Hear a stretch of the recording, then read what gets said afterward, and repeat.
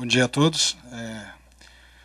Realmente, os meus mais sinceros agradecimentos pela presença de vocês aqui, contribuindo com esse esforço da Embrapa em estar pensando o futuro tecnológico da agricultura no mundo nos próximos 20 anos, claro, com especial ênfase para a agricultura tropical. O que nós vamos abordar aqui hoje são alguns resultados preliminares. A estrutura da apresentação, basicamente, rapidamente o processo que está sendo feito para construir esse documento de visão 2013-2033. Nós vamos apresentar também de uma maneira bastante resumida alguns dos principais drivers, algumas das principais forças motrizes que devem estar influenciando a agricultura nos próximos anos. Nós vamos também passar por esses macro temas chaves de uma maneira muito breve, porque o diretor Ladislau vai estar fazendo as amarrações com a agenda de pesquisa da empresa com relação a esses macro temas, e esses estudos de futuro da agropecuária mundial, que é o trabalho de benchmarking que o presidente Maurício se referiu. Bom, de uma maneira então breve, Jane, vai passando para mim. Foi 2. Volta. Volta mais um. Volta mais um. Vamos de novo. Vai. Pode ir? Então vamos lá, mais um. Bom, basicamente, qual que é o grande objetivo aqui? Os principais objetivos do Visão, basicamente, seria o quê? As organizações de pesquisa, desenvolvimento e inovação, elas têm um tempo de maturação longo. A pesquisa que nós fazemos hoje, elas levam muitas vezes 10, 15, 20 anos para estarem concluídas, e aí mais alguns tantos anos para começarem o processo de adoção e efetivamente serem adotadas pelos participantes da cadeia de valor agropecuária. Isso significa que nós constantemente precisamos estar antenados a possíveis mudanças para começar a fazer algumas apostas de desenvolvimento de pesquisas, de desenvolvimento de tecnologias. Então, dentro da ideia do Visão, próximo, por favor. Dentro da ideia do Visão, eu gostaria de chamar a atenção dos senhores.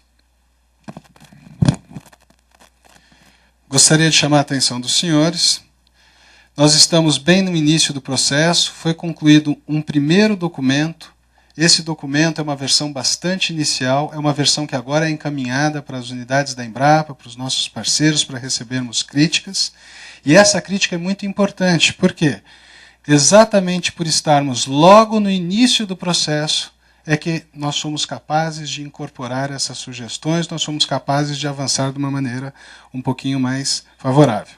E aqui, no primeiro momento, é o workshop que estamos iniciando hoje, com os feedbacks das unidades, com os trabalhos realizados nesse workshop e mais alguns trabalhos de apoio, nós avançamos para um segundo documento de apoio que serve de base para um workshop de outubro, envolvendo aí os diferentes atores e agentes da cadeia produtiva.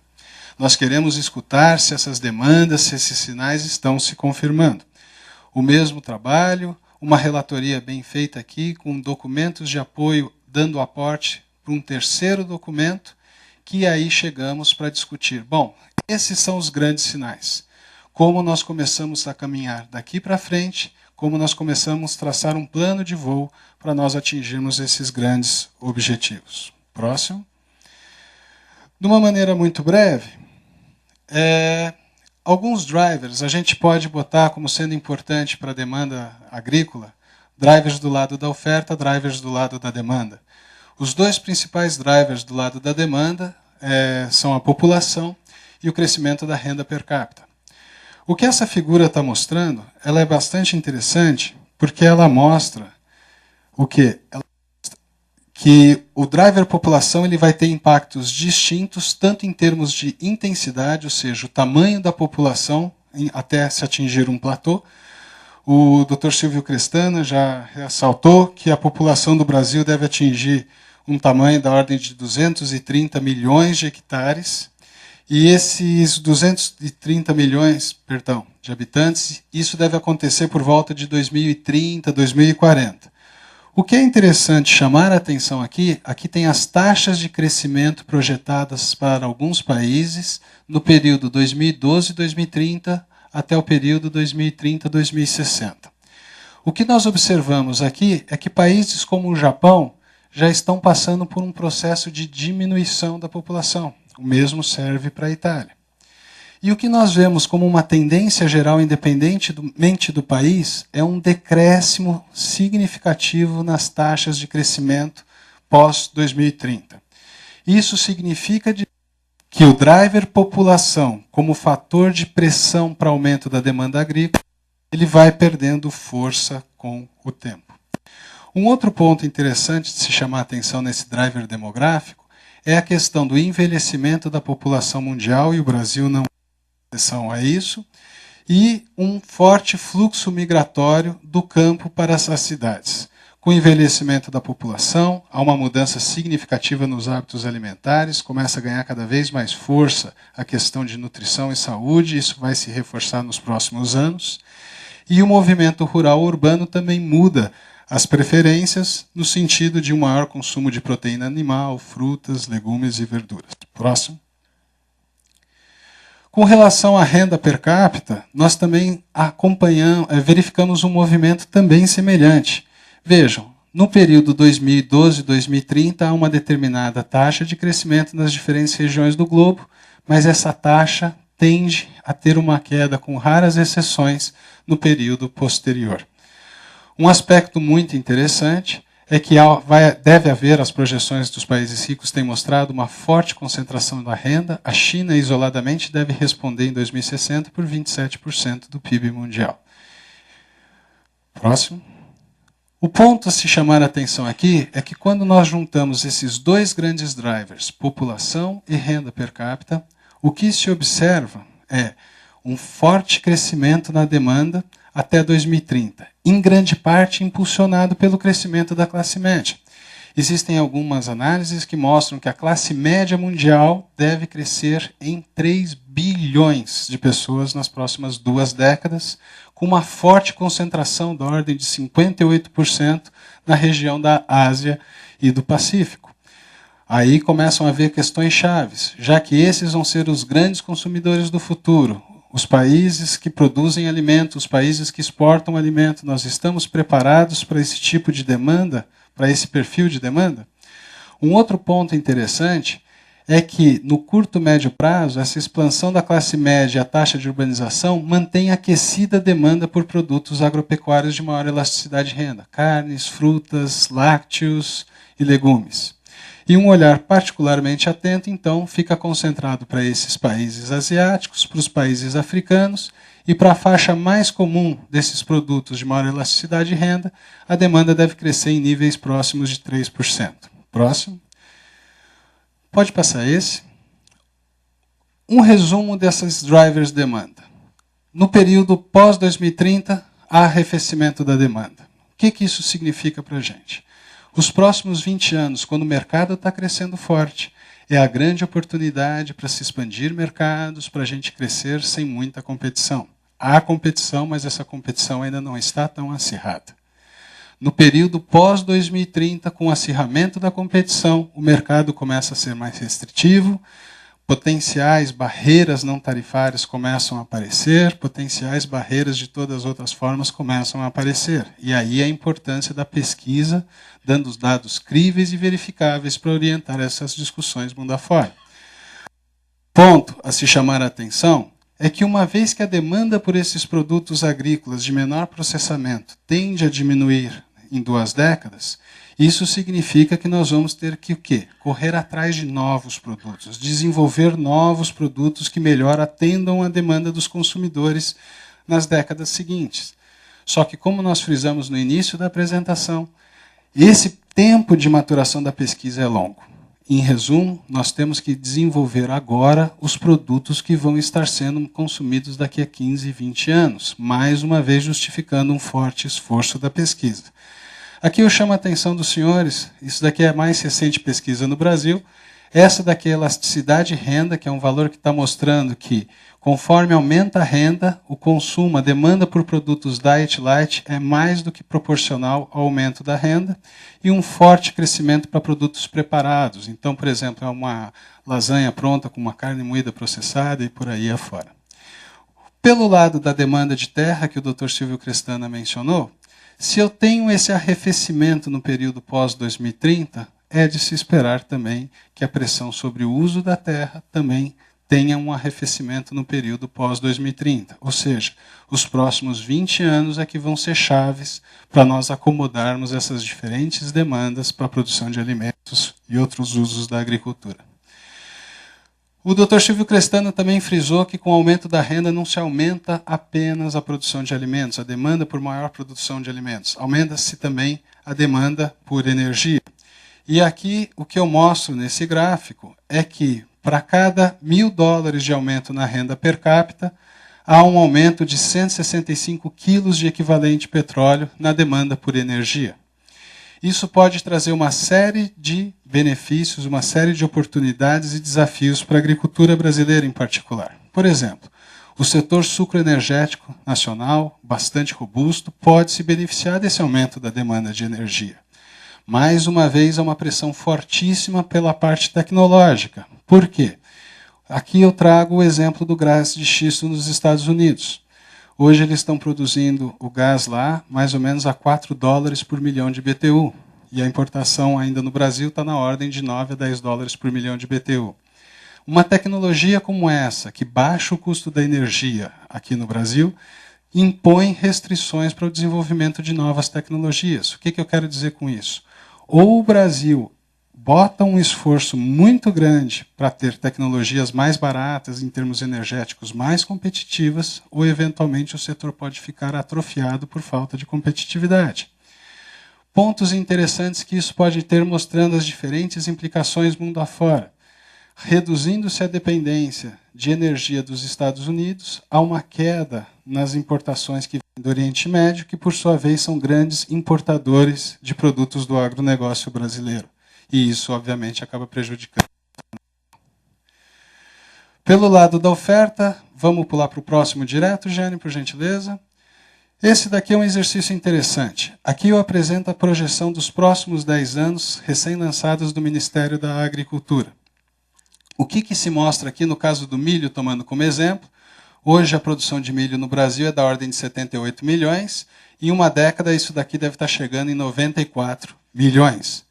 Em termos de crescimento de área, para que essa produção aconteça, o Ministério previu um crescimento de 0,6% ao ano na área de milho nesse período e um crescimento na produtividade de 1,22%. A pergunta feita aqui é o seguinte: se esse crescimento de milho ocorresse sem que houvesse crescimento de área, qual que precisaria ser o esforço tecnológico? Qual que precisaria ser o esforço em ganhos de produtividade? E a resposta está aqui, 1,94%. Quando nós comparamos esse valor de quase 2% com a média histórica do milho, ainda que tenhamos partido de um maior potencial de produtividade atualmente, é factível de ocorrer. Agora vejam bem, quando nós consideramos as principais lavouras, existem alguns casos preocupantes. O crescimento exigido na cana-de-açúcar, 3,5%, para que não haja expansão de área e eu observe essa produção de 830 milhões de toneladas, é incompatível já com a média histórica. Isso significa que para algumas culturas, necessariamente, vai ter que haver expansão de área. Próximo. Um ponto interessante de se colocar aqui também, quais seriam os limites para a expansão da produção agropecuária brasileira se eu não poder contar com a expansão de área? Mais uma vez, vamos tomar o milho como uma referência. Hoje o milho tem uma média de 5 toneladas por hectare no Brasil. Se eu conseguir passar dessa média de 5 para a média dos produtores top, exigiria um esforço de 3%. E se eu conseguir passar de 5 toneladas para a média indicada para a pesquisa, existiria um esforço de 3,4%. Isso nos indica que nem todo o aumento dessa produção vai poder vir à custa de produtividade. Por quê? Por períodos longos de tempo é muito difícil sustentar um valor como esse. E aí vem a grande oportunidade do Brasil. Porque quando nós falamos em expansão de área no Brasil, não necessariamente significa pressão sobre os recursos naturais. Olhem que interessante. Hoje o potencial da pesquisa no Brasil é de 340 milhões de toneladas. Se eu conseguir aumentar a produtividade da pecuária nacional em 20%, isso significa que eu estarei liberando 30 milhões de toneladas, 30 milhões de hectares para outros usos. 30 milhões de hectares é 50% a mais da área cultivada no Brasil.